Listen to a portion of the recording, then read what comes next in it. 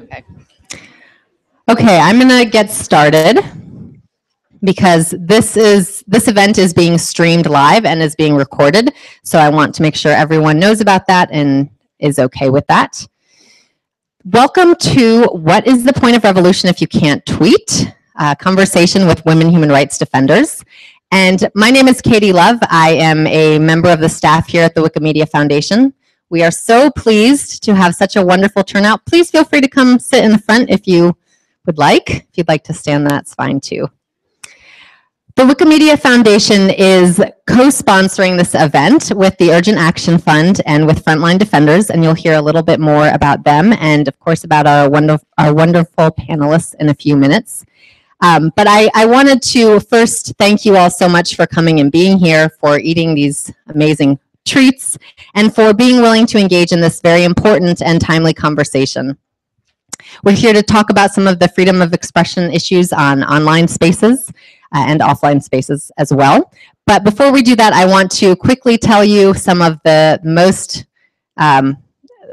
boring yet important information, which is the bathrooms are back through that hallway and the kitchen is in there. Please, if you can, refrain from going back into the staff spaces beyond the front door. We do have some people working here who have graciously just decided to ignore us while they carry on, and we are hoping that we don't annoy them. If you have any questions about anything, where something is, or anything at all, feel free to ask me. Again, my name is Katie Love. And I want to thank a few people in particular from the Wikimedia Foundation: Janet, Chip, Alex, and of course all of the panelists and moderators here. And I want to turn it over to Caitlin Stanton, who is the Director of Learning and Partnerships, who is going to introduce the conversation and panelists. Thank you. Thanks, Katie. Thank you, Wikimedia. Thank you, everyone, for coming tonight. I'm Caitlin. I'm with Urgent Action Fund. Urgent Action Fund is a rapid response grant maker that awards rapid security grants and rapid advocacy grants within 72 hours to respond to situations of threat or opportunity experienced by women human rights defenders. When we say that term, women human rights defenders is a term defined by the United Nations to talk about and to provide special protections to those people who take a stand to protect the UN Declaration of Human Rights and to stand up for the human rights of us all. And human rights defenders are diverse. They're not just lawyers. They don't just work for NGOs. They come from all walks of life. They're bloggers, they're journalists, they're social workers, they're grandmothers, they're construction workers, they're anybody who takes a stand to protect the human rights of us all. And today we are very fortunate to have 4 amazing women on our panel who are going to speak to us about the experiences, the challenges, and opportunities facing women human rights defenders, both online and offline in their work. And I'm just going to introduce them to you. Starting from the end of the panel, Nadine Moawad, tweeting at NMOAWAD, if you'd like to tweet her this evening. Nadine is a feminist activist based in Beirut, Lebanon. She's one of the founders of a young women's organization, Nasawiya. More recently, she launched Take Back the Tech, an initiative that has the objective of bringing feminist perspectives into the usage, understanding, and programming of technology. And next to her, Razan Ghazzawi. Razan is a Syrian blogger at the forefront of promoting freedom of expression and free media in Syria. When the Syrian revolution broke out in March 2011, Razan was among a very limited number of bloggers reporting on the demonstrations taking place across Syria under her real name. Following repeated threats, she was arrested and detained multiple times during 2011 and 2012. In 2012, Razan received the Frontline Defenders Award for Human Rights Defenders at Risk. Aryeh Nair, who was one of the founders of Human Rights Watch, presented that award. And when he did so, he said, "What we know about Syria today is largely due to a few persons like Razan Ghazzawi who endure severe reprisals for giving the world a window through which to see the terrible crimes committed every day." Next to Razan, we're very pleased to welcome Mary Lawlor. Mary is the founder and director of Frontline Defenders. She has over 35 years of experience in human rights work. Before she founded Frontline Defenders, she led the Irish section of Amnesty International for almost over 25 years. And next to her, the executive director of Urgent Action Fund, Kate Kroeger, who's a seasoned advocate and grant maker and strategist. Kate was a fellow with the Aga Khan Foundation and then spent 12 years funding human rights work globally as part of NetAid and the American Jewish World Service. And Kate has, like, you need two hands to count the number of degrees that Kate has. And and they come from McGill, the London School of Economics, New York University, Oxford. I could go on. Let's turn it over to our panel. We're so excited to have you here. We're going to do just a couple of questions for our panel. We're going to open it up to some Q&A discussions. Our first question for our panelists, for each of you. So from your perspective, where are we in the struggle for women's human rights today? And what challenges do you see that, that are experienced by women who take a stand for human rights that might be different from or additional to the challenges that a male defender might experience? Feel free.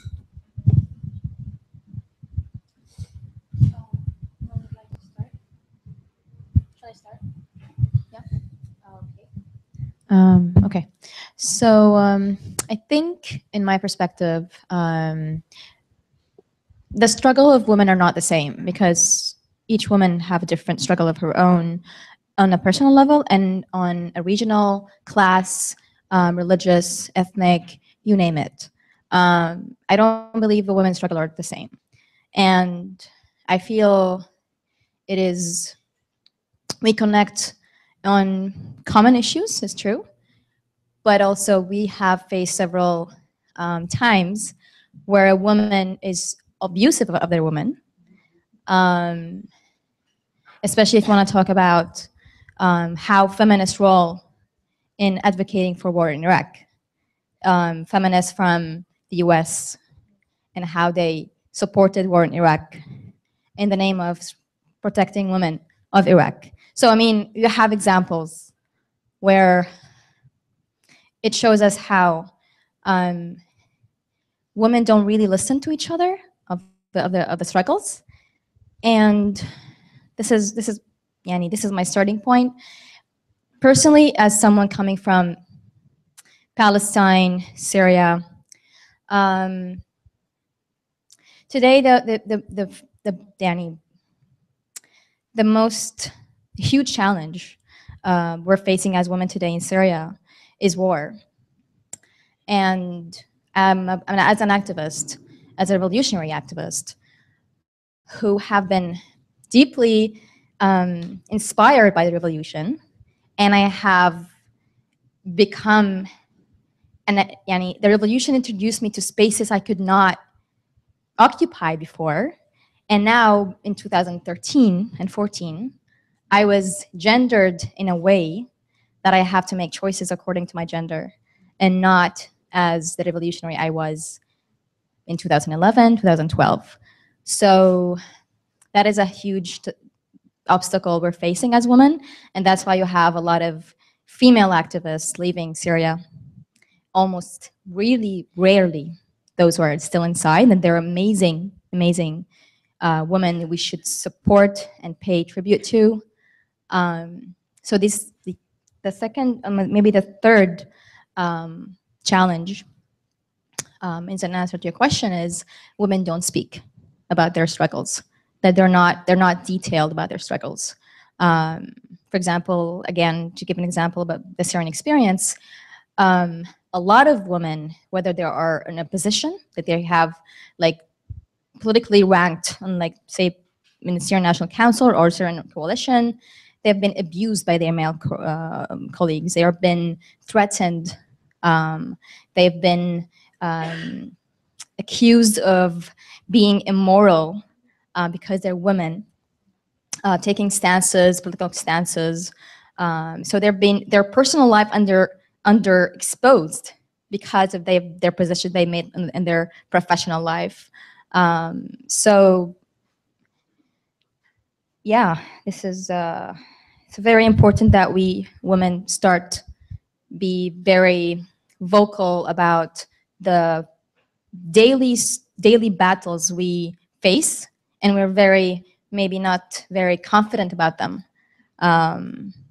So maybe, yeah, this is what I have to say. Yeah. I want to hear a bit more from Razan, who is someone that we all in the region, I think, admire a lot and respect a lot for the work that she's done. I want to hear more about this interesting thing about being when you're a revolutionary, how gender sorts of, plays a different role. And then when you're back to like a non-revolutionary life, it just comes, I find it fascinating. What was the question? How are women different than men, human rights defenders?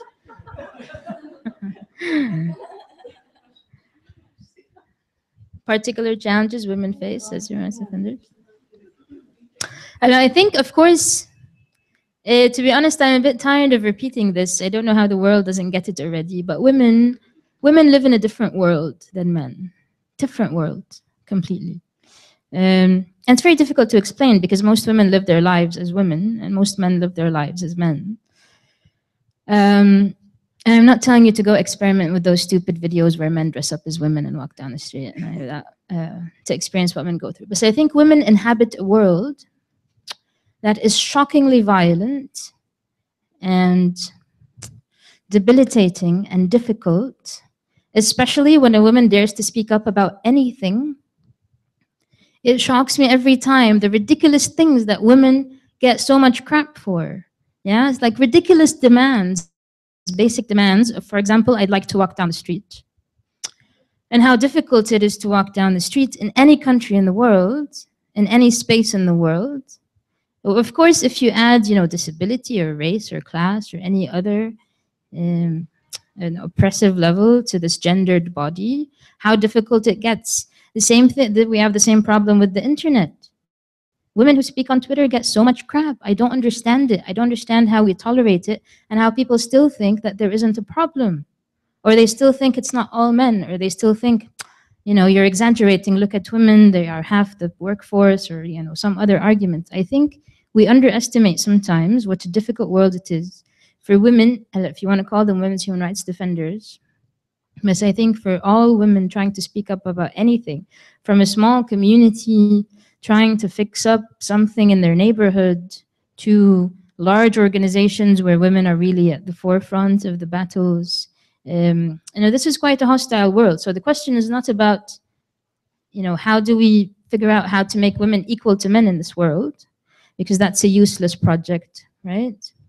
But we have to figure out how to understand the oppression that we face, on what basis we face it in terms of gender and in terms of sexuality, to figure out how we can protect and support and stand in solidarity together, and how to figure out the roles that we do as different people who occupy different countries and nationalities and passports and regions and bodies and, occupations and how do we stand together against all of these forces that work together to oppress half of the world's population in different levels and in different ways?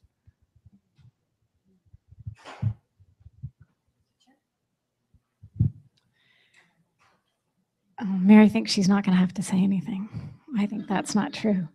At Urgent Action Fund, what we've seen is that through an increase of requests for security grants, we make these rapid grants that go out to women human rights defenders who are under threat. And we make them very quickly because those are very critical moments. They can be life and death moments. And we've seen a significant uptick in the request for those kinds of grants, which to us indicates that the environment is becoming even more hostile to women's activism. That said, sometimes the hostility is a reaction to progress, right? Sometimes women have achieved greater economic standing, they have more significant political participation, more voice, more visibility. And when that happens, when they step into the limelight, often what happens is there's a backlash against that. So the increase in threats to women human rights defenders is of concern, and it may also be an indicator of progress. One of the things that we notice in our work is that the gendered nature of threats is often underreported. So for example, if a Bahraini woman activist is arrested and detained, there may be a lot of press about that particular event, and there may be campaigns for her release and that kind of thing.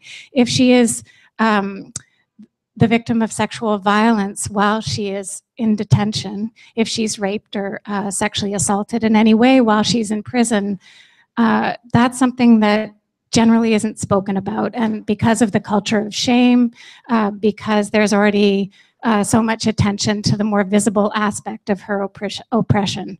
So that's one thing that we've noticed. We've also noticed that certain women activists, women human rights defenders in certain sectors are less likely to talk about the kinds of threats they're experiencing. I was recently in Indonesia at a summit on women and climate change, and we had a lot of women activists who had come to this summit to talk about their struggles against mining companies, land encroachment, that kind of thing. And I would ask them, you know, do you experience threats to your safety when you're on the front lines, when you're opposing these mining companies?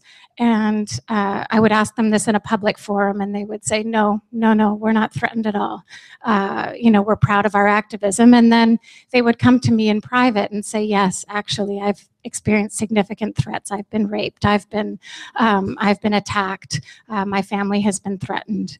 One woman who did speak publicly about the threats that she had experienced, I asked her in this public forum, did you have a strategy of collective response to these threats that you experienced, to your arrest?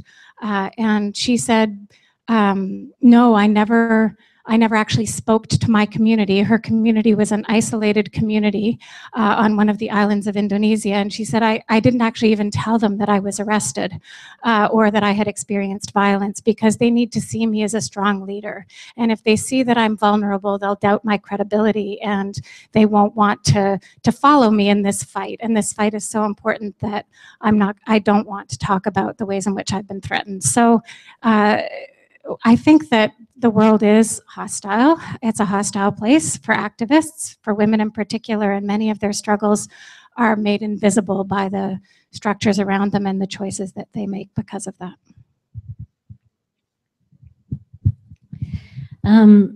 Well, I think that women, I'm very bad at this. I think that women human rights defenders face threats that are additional to what they face. All the same threats that men face, but they face additional threats because of their gender. They're, you know, targeted for who they are and for what they do. And especially when they're perceived to defy cultural norms and social constructs on gender, sexuality, and femininity, or if they challenge vested interests, economic interests, or traditional practices. And of course, they're vulnerable to exclusion, and they're vulnerable to being marginalized and public repudiation, especially when they're working, you know, on women's and LGBTI rights. And of course, a lot of the threats are sexual in nature, and that has a double whammy, because if a woman is raped, not only is it the ultimate violation of a woman's body, but sometimes it results in a child, and that's so there, or HIV or something like that. So there's these additional terrors that a woman has to go through. I'd like to just tell you a little bit about a trip I had, if you don't mind, to Afghanistan just a couple of weeks ago, because the situation for women human rights defenders there is very fraught and fragile, and they had asked us to come and help try and put a protection program in place with them. They're very terrified at the political situation at the moment and what might happen following the withdrawal. The director of we're partnering with the Afghan Women's Network, putting in place in the provinces. If women have to flee, they will flee to a safe house of a network member of the Afghan Women's Network, and we will support that. And in Kabul, we're opening up a working house, which will also be a safe house, but the idea there is that they can continue their work without having to leave Afghanistan. They're going to be able to, stay there as well, and so be safe. They won't have the terrible trouble of leaving and having no money and not being able to speak the language and not contribute. But I want to tell you very quickly just 3 of the defenders that we met. The director of the Afghan Women's Network is a wonderful woman called Hasina Safi, and she told me that when she was, she went to school in Peshawar, and her family were very religious, but her father was very open. And as a result, she was the first girl in her tribe to go to school, the first girl who got a job, and she says that her mother was illiterate, and her mother used to do everything for her when she was little, including even peeling her apple for her breakfast. And she would say to her, I want you to study every second that you can, so that you won't have as hard a life as I have. And Hasina said to me, she kisses the hand of her mother every day and says to her that it was her struggle and her sacrifice that made her what she is. The second one is somebody who was at our platform for human rights defenders last November, and I can tell you her story, but she's asked me not to name her. So at the time she was in Dublin, she was receiving threats from a warlord in one of the provinces. She had exposed corruption in what he was doing. He had about 300 followers, and he was guilty of torture and everything, and she exposed him, and as a result he threatened her, and he threatened her family, her parents, and went to the school where her 11-year-old sister was. And because due to her work he lost this big lucrative Australian contract. And when she was in Dublin, the threats intensified. So a local yoga was created, and there was a mediator, and the agreement was that he would get 12 sheep from the family, and that was all agreed. And then the additional thing was that she would have to apologize to him, which he really caused her a terrible, she thought it was the worst thing she could do, and he had to apologize to her. But that was all settled then. And then just when she was going back to Kabul, she heard that because of the tradition, she would have to marry him. So she was desperate. So on her way back to Kabul, she heard this. So she went back anyway, and she contacted a friend of hers who had previously asked her to marry him, and she asked him would he still like to marry her. And they went and they talked for 2 days, and he agreed to marry her. She told him the whole story. And so they got married 5 days after she came back from Dublin, and we supported her to go into relocate for the time being, because she was still seriously at risk, and her family also had disowned her because of the trouble that she had brought on them, and because she married outside her ethnic group. And then, so after a while, she left the emergency relocation, but she had a breakdown and she attempted suicide. So we were able to support her with counselling. But the good news is that she does feel better, and she is expecting a baby, and she's very happy about that, and she's working under the radar. But I tell you that story just to illustrate all the things that women can face, where they're confronted by militarism and fundamentalism and patriarchy and all the things that oppress women.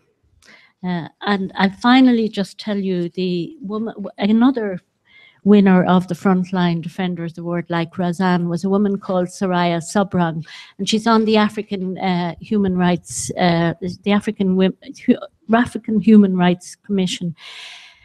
And she says that they're being squeezed both politically and budget-wise. And there were 4 new members elected to the commission. One is a Taliban, and the other is an Islamist. And then there's somebody who doesn't know anything about it. And she said that, you know, she has instructed her driver that if she is kidnapped, that he is to shoot her and not let anyone who might kidnap her take her. So again, that just illustrates the kind of stuff that women human rights defenders are. And it's not just in Afghanistan. All over the world, there are similar stories. Thank you. Thank you. This question is for Nadine and Razan.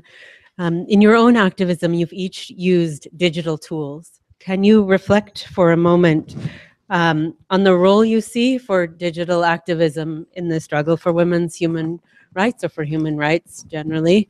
And what are the opportunities, but also the challenges there?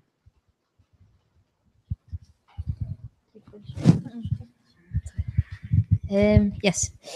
When it comes to the digital, there is a lot to be said. One is that the digital is changing every day. What can one say about it? Of course, we will not go into the useless argument of whether revolutions could have happened with or without social media. Could do, yeah. So I think that, you know, as the internet became, before it was so severely privatized by these corporations, I think if we go back a little bit to the earlier days of the internet as a space and as a tool that brought us a lot of promise and a lot of opportunities, and all the people who connected online, like we connected online, right, before we ever met, and all the wonders that came with anonymity and privacy, and the ability to reinvent gender and to rethink about who we are and to experiment. And one of the things that I work on has to do with the relationship between sexuality and the internet, because we imagine that a lot of our first interactions with the internet have to do with sex and sexuality and sexual expression and accessing information that we couldn't access before. So the internet was definitely a realm for social transformation from the very beginning. I think it's become terrible because we went from, you know, you can redefine your gender any way you want in those weird chat rooms from the 90s and the 2000s, to let's congratulate Facebook for giving us 57 gender options. Do you see what's horrible about that? That you can now, it doesn't matter what gender you want, here's 57 options, which I think is a bit too much. From 2 to 57, and I would have been happy with maybe 12 or 13. And one catch-all, sort of, you know, I don't. Anyway, Lawlor. So we went from, in the 20 years, we went from the internet as this crazy space of experimenting and anonymity and be who you want and interact and talk about all the things that you can't talk about, to give us your real name, your real credit card, tell us who you are, we're tracking you with a GPS. You know this joke that they don't have to implant us anymore because we carry the GPS tracker in our pockets. So this chip that we thought they would implant us with doesn't need to be implanted. But we went from a very experimental sort of place to a very corporatized sort of space. So now we can't think of the internet beyond Facebook and Twitter and Google and Wikipedia. Which is a problem, which is a huge problem, right? What are we going to do about this? I don't know. So one of the things we used to do very early on, of course, is to use the internet as a space to write, to meet, to connect. You can ask any LGBT movement in the world. If they don't say that we, you know, the internet helped us, we started with a mailing list. I will cut off my arm, which is an Arabic expression. Every LGBT group in the world started with a mailing list, right? Except maybe San Francisco, okay. Because it was important for everybody on the margins, it gave us sort of an equal playing field. So in a lot of ways, Stop me whenever you want me to stop. So in a lot of ways, the digital was the playing field for all those marginalized, unaccepted, freaky people who weren't part of the mainstream. So when we couldn't get our articles published in any newspaper and we couldn't get on TV to talk about anything, especially women's sexuality, we turned to the internet, right? The problem is that the mainstream followed us onto the internet, and now they've monopolized the internet again. So they're taking up all this space. So we have to think about this. And in terms of digital activism, the important thing is to look at it as an evolving space and to look at it as a public domain, not just as a tool. A lot of times they say the internet as a tool. It's not really a tool. Twitter is a space. It's very much like the street. Wikipedia is a space where we struggle and we fight. It's like a, boxing arena most of the time. Also has a gender problem, which Casey and I were talking about. And what do we do about, women's contribution on Wikipedia? Why are women so few in contributing?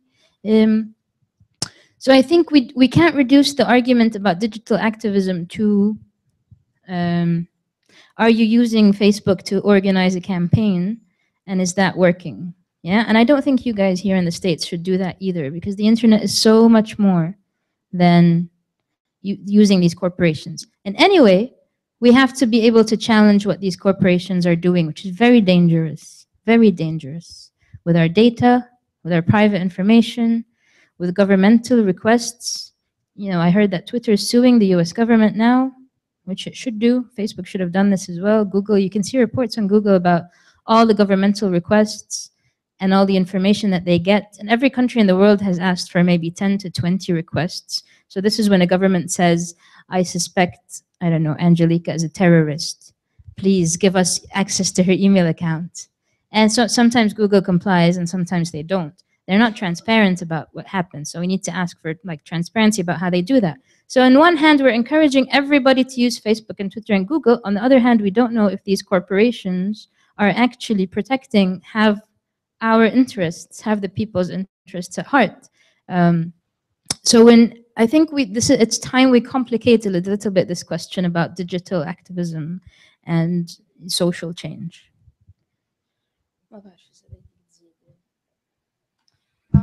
Maybe I would give, to add to what Nadine was saying, to give maybe a bit of example from Syria. Today, a lot of the female activists and the female opposition leaders are trying to express their positions and their stances towards whatever is happening on a daily basis in Syria. And their discourse is a bit in line with the majority of, so maybe it's a fact that most of the opposition leaders now in National Council or in coalition are male.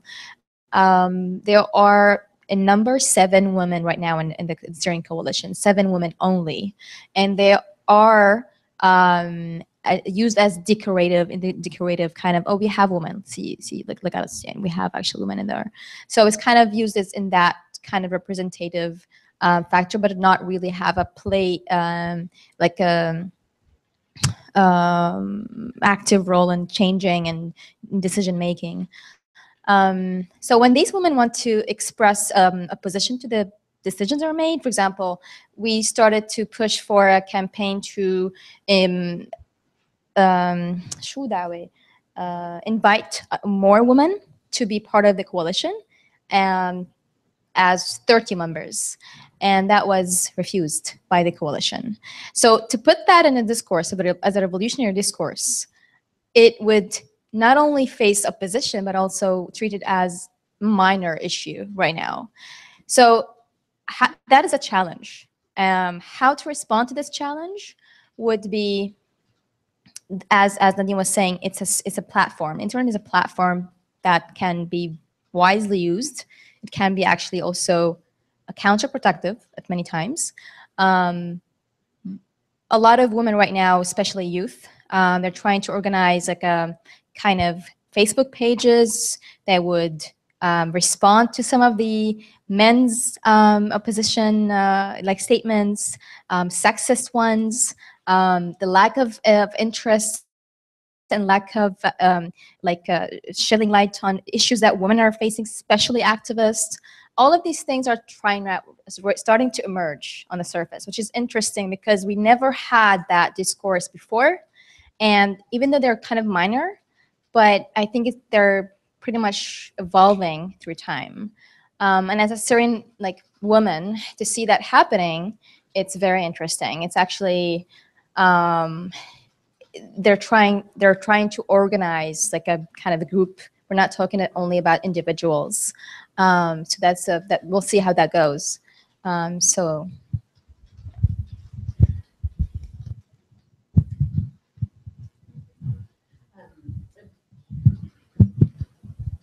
Both of you have also each pursued your activism and for women's rights within very difficult contexts.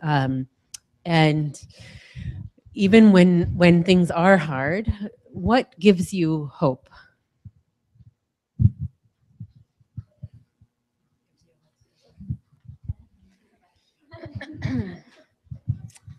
To be honest, it embarrasses me to answer the same question as Razan with what gives us hope, because I am a lot more spoiled than she is. Lebanon is an embarrassing country, to say the least. Because there's never huge problems, and yet we're always in such crappy, I don't know. What gives us hope is your question? What gives me hope in change? I don't know. I've never thought about this.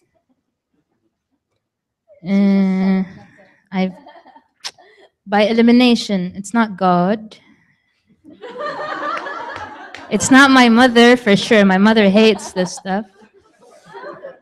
My dad still wants me to be a banker or something. My friends, possibly. I think what gives me hope? To ask me if I think things actually change, I'm getting a bit too old to believe in that things do change. It's really difficult to keep your eye on maybe they change. But I want to quote a friend, Zaina Zatari. I don't know if you guys know her. Coolest woman. Used to work at the Global Fund and manage the MENA portfolio. So I saw her recently in Beirut, and I said I was so, I've been depressed about the situation for about 1.5 years. And I was telling her, I don't know what to do anymore in this context where really things just keep getting worse. I don't know how they keep getting worse. And she said to me sometimes, it's not so much about changing the world. It's about expanding a tiny bit the small spot in which you can live. Do you know what I mean? I can live in this tiny room, maybe, with people who think like me and with people who don't want to kill me or people who don't want to, aren't so oppressive. And it's not so much about changing the whole wide world. It's about making this little place where I live just a little bit more tolerable and a little bit bigger, maybe having a bit more people. So that's kind of, shifted a little bit the way I look at social change and at hope, I guess.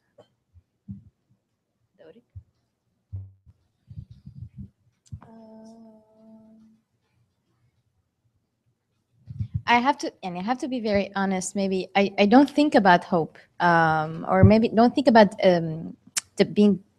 Yes, despair. Yeah, I don't have it in my dictionary at all. I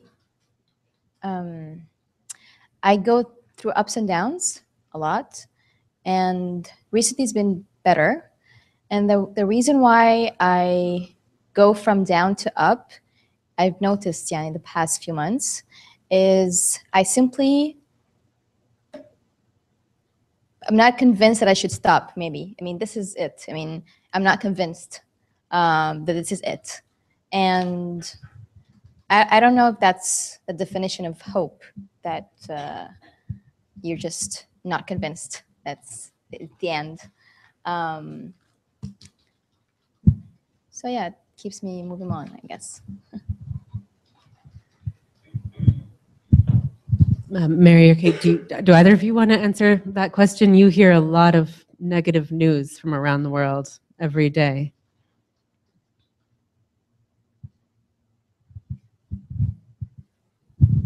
Well, I'm a great believer in hope. I, I, I think you have to, if you can't hope, you have to learn hope. And I also think you have to build resilience in yourself so that you can learn from the small successes that you have along the way, so that you don't become too down or too cynical or too despairing. So I would hate if human rights defenders like yourselves couldn't find that hope and that resilience that enables you to continue stronger.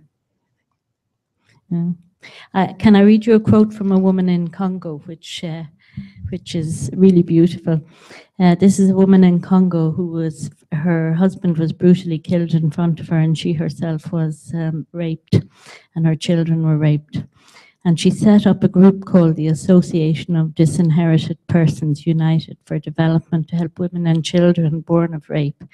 And they support each other, working in the fields and growing food to sell so that they can rebuild their lives and the children can go to school. And she said to us, I had to do something empowering for myself and for the other women, to help women move from the state they are in today and reconnect with the women they were before. We want to show them that just because they have been raped, this is not the end. You can start again and build something fresh and new, and you can be something. That's very hard to follow. I think what gives me hope, or what I look for on a daily basis, is human connection. And expressions of goodness, kindness, love. Those are the most important things to me in my own life, and I think they're what connect me to other people around the world. And people often ask us in this profession how we keep going because our jobs are so hard, and we hear or face such difficult circumstances. And I actually think hospice workers have a hard job, or doctors have a hard job, because they see people when they're weakened. I think even in moments of crisis, you see people, their intention is incredibly focused, and they become incredibly clear on what's important.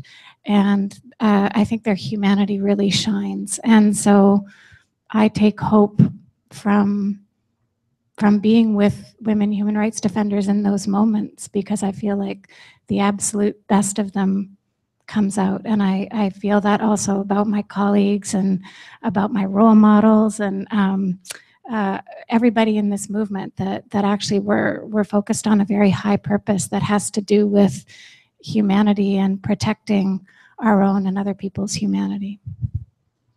Thank you. And just briefly, a sentence or two, I think, as we want to have some time for our audience to participate. How can the international community be involved, or what can people do who maybe aren't on the ground with activists to support activists who are defending human rights around the world?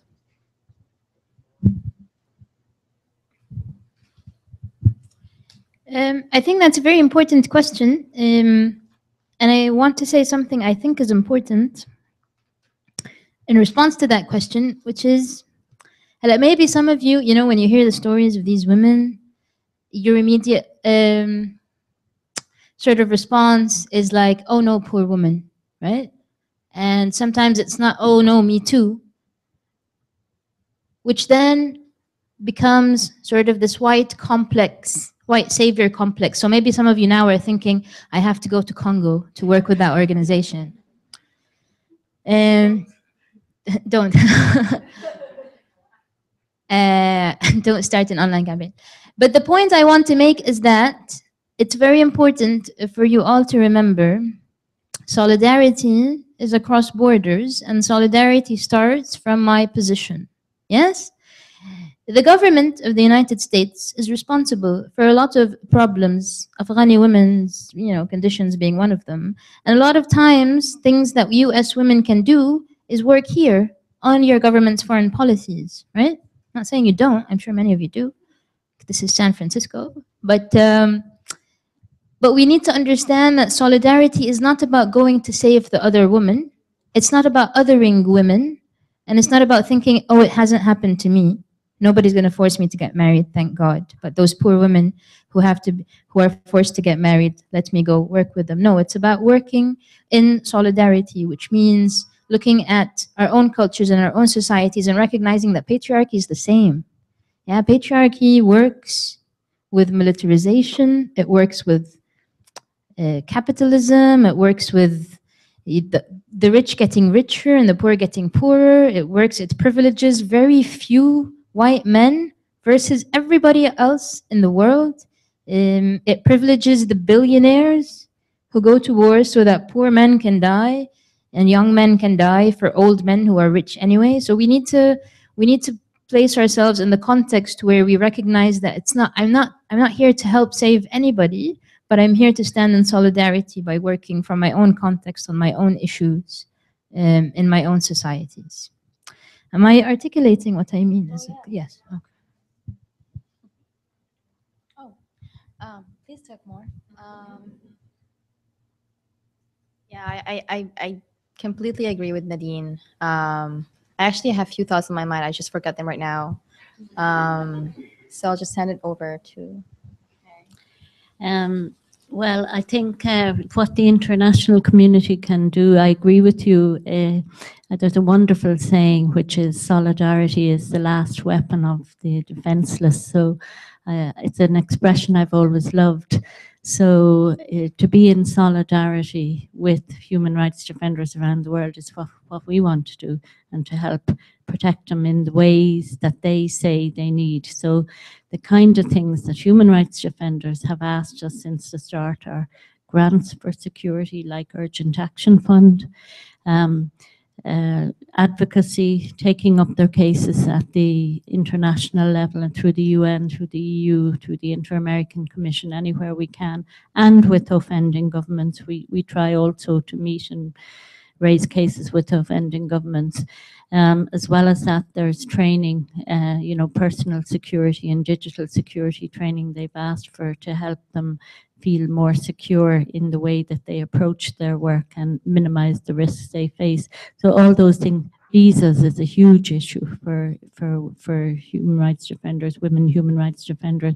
When I was in Afghanistan, at every embassy I went to, I stressed, and the EU delegation, I stressed the need for women human rights defenders to have visas to leave for a short period if they need, and to have multi-entry visas, because these women have shown that they don't, my argument was that they keep coming back. They want to build civil and just society in Afghanistan. That's what women human rights defenders are doing there. It's their lifeblood, and they should be facilitated to go and come from Afghanistan if they need to. And the only government that so far anyway in Europe has given short-term visas is the Irish government. It was something we lobbied for. We can bring people very quickly to Ireland if they are in danger or if they're just burnt out. I think in terms of the white savior complex, or an American savior complex, that it's also important to remember that the issues that women human rights defenders face abroad, they also face right here. Just yesterday, a feminist blogger had to cancel her speech at the university. It was the University of Utah, because she had violent threats against her life. And when those things happen, we need to speak out, and we need to talk about it, and we need to offer support. And yeah, I mean, I think that, I don't know, I hope this isn't too controversial. Well, maybe I don't care, but I think we really also need to reclaim the term feminist. I think we've allowed other people to tell us that feminist is a bad word, that when the definition of feminism is, support for the concept of equality between the sexes, right? I mean, how controversial could that be, or why is that a bad thing? And we've allowed others to tell us that that is so, and we've shied away from the term as we shy away from these moments of standing up and standing out. So I think reclaiming that term, and also I think maybe to the point that Razan started with about women fighting with each other, or that women undermine each other, that when a woman, if she's Beyonce or Emma Watson or a Bahraini activist, says, I'm a feminist, and we may not agree with every single piece of her politics, that we need to, that it's not helpful to undercut each other in this movement. It's helpful to support each other in this movement, and to affirm each other in this movement. And I think that's something that as individuals, no matter where we are in the world, we can do every day. Thank you. Well said. We have would you like to make a further comment? Okay. We have just a few minutes if there's some burning questions or thoughts for our panelists. From anyone here?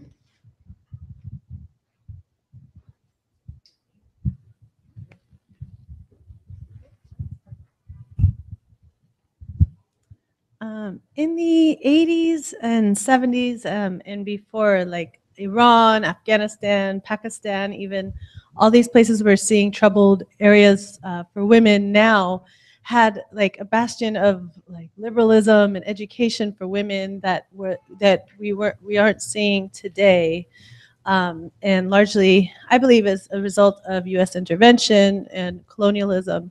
So can you say a little bit more about that, either in the context of like Libya and Syria, Syria and Lebanon, or just more generally speaking, how we've de-evolved in the Arab world so drastically, and how that's really impacted like us today in the way we see the Arab world, and how it impacts society where you're from as well?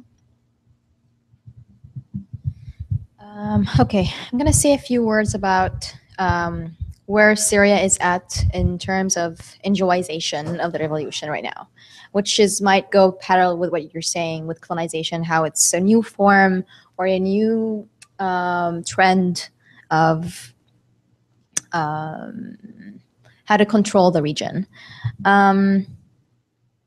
So in 2011, the Syrians took the streets and tried to advocate for a human rights speech. We want democracy, we want liberal rights, and they have paid heavy price for this. As the regimes escalated violence against the people, there has been the people started to organize an armed reaction toward the regime violence, and it has been get out of hands, where the borders have been infiltrated by several groups. Turkey has helped a lot in this in 2013, and now it's closing borders. I mean, after it's too late. So now in 2013 and 2014, you find a lot of NGOs started to have change dynamics on the ground. You find a village or an area or a city or certain figures very powerful because of the money coming from NGOs, the money coming from states like the US. So US is pouring a lot of money towards projects that are not needed on the ground, but pretty much designed by the US here in quarters in New York or Washington, whatever. And experts coming all the way from the US, coming to Syria and having talks with activists, local activists, and of course, a country at war, it needs money. So sometimes, yes, we need this money, we'll do the project you want to do, and then we can figure out how to do our project. So unfortunately, a lot of the projects being on the ground and a lot of the the picture of development, the picture of aid, for example, let me just give you maybe a concrete example. There's a village that I lived in for 9 months in liberated areas in the north. The people were, they're going for jobs, they're going for the markets, they're going for, like, they're trying to live, to earn their money every single day. And then aid started to pour into the village, like hundreds, like every now and then, until people kind of stopped working. That is one village, of course. The next village of this village had nothing at all, because no one has heard before about it. There's no contact. The people don't have satellite internet because the liberated areas in the north don't have, they're kind of being punished by the regime for revolting, and that's why the regime cuts electricity, communication, everything. It does not exist online. So people use satellite internet, they use radios for information, they use walkie, what do you call them, like, so to communicate. And those have money, have these things. And so there has been a lot of mistakes happened, and the Syrians they kind of paved the way for these mistakes to happen, of course. And now, after a year and a half, Syrians are trying to organize something in response to this, trying to come up with a mandate. We Syrians know our needs best, and if the donors, international community want to help, they should listen. This is something they're trying to come up right now, and has been taking a lot of time because of the chaotic war creates. So I'm not sure if that answers your question. I'm just going to give you like how I think international powers do interfere even on this level. I'm not even talking about armed level. Just keep it this way.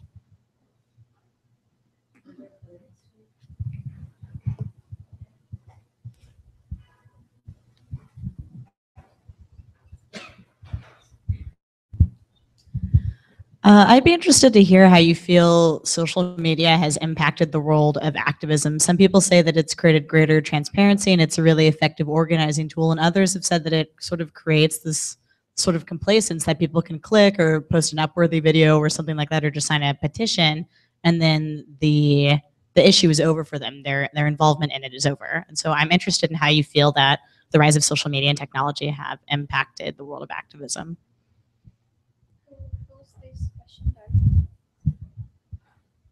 Is this question directed to someone specific, or anyone?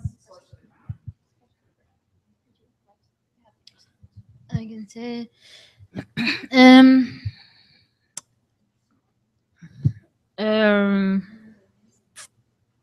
I think there's, before social media, there was always selectivism. Yeah, remember when you'd get in the mail like UNICEF, give us $1 and you've saved this child from like drought in Africa.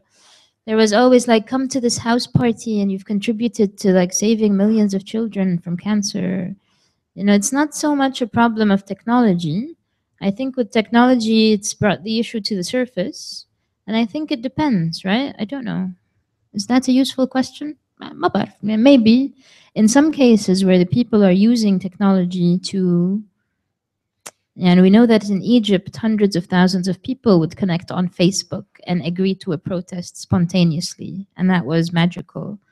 And we also know that in the 1800s, before phones, people would agree to a protest, and also tens of thousands of people would meet on the ground. Has it made people lazier? I don't know. Has it made, it's done a lot of things. It's made information petty. I don't understand where the internet is going with these like top 10 lists. You can't write an article anymore if the title isn't top 10 ways number 7 blew my mind. You won't believe number 3. Where are we going? I think it poses more alarming questions about culture. And if I worked in media and newspapers, I'd be alarmed with what's happening to journalism and content and photography. And I don't know, like these are a lot more important questions, I think, than, because historically some people have always felt good just by doing what today we call a like. they've done it in different ways. And some people have really given blood, sweat, and tears to certain causes, which today is, that person who's, I do think it's made us a little lazy. The last, we're issuing this paper in Lebanon, and we've agreed that it will not, like, whoever puts it online will have their fingers cut off, because we don't want anything online, because online makes us a little lazy, right? Because we imagine that it's reached people, and yet it's reached like very few people. So maybe it's taken away from going to the streets and talking to people and doing old school sort of convincing and knocking on doors and interacting and that sort of thing, maybe in some ways. But yeah. I totally agree with you. I think it's a very lazy way of campaigning, and obviously coming from an old school type of campaigning, I find it, I hate a vase. That being said, there are instances where it can be very, very useful. And I remember when Justina Makoko disappeared in Zimbabwe, and everybody, we were working on our cases, I'm sure you were, and we were all trying to find out where she'd gone. And of course, Zimbabwe is not the easiest place to get through at the best of time with the phone lines and everything like that. And the lawyers were all running around, and, we were trying to get information. So what the lawyers did was they put up every scrap of information that they had as it happened on Facebook, on a page dedicated to her reappearance. And that worked really well for all of us, because it meant we knew without having to bother the lawyers who were trying to run around and find her.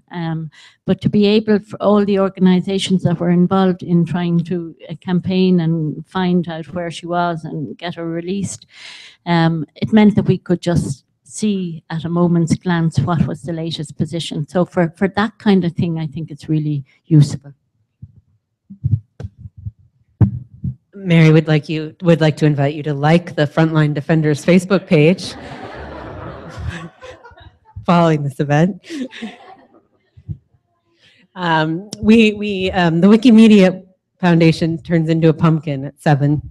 So unfortunately, we're going to have to wrap up this portion of our evening, but we are blessed to have Frontline Defenders with us, because they come from Ireland, and in Ireland, the Irish way is to decamp to a pub. So they have Charlie. Would you raise your hand? Charlie from Frontline Defenders has generously volunteered to lead a group anybody who would like to go out drinking and continue the conversation about human rights, because that is what we would do if we were not here in San Francisco. So, so we want to thank you all very much for coming. You have a lot of other places you can be, and you came here, and that means that these issues are important, and they're important to you. So thank you for coming. We need support to continue doing this work at Frontline and Urgent Action Fund, and we invite you to make a donation. You can do that at the urgentactionfund.org website, and any donation made tonight or in the next couple of days inspired by this event, we're going to share 50-50 with Frontline and to be able to continue to support the work of amazing women activists around the world. And we'll send you, if that's complicated to remember tonight and you're going to be heading out drinking, we'll send you an email tomorrow that will have a link in it as well. So thank you all for coming, and feel free to come and say hello to our panelists or to follow Charlie to the bar. Thanks.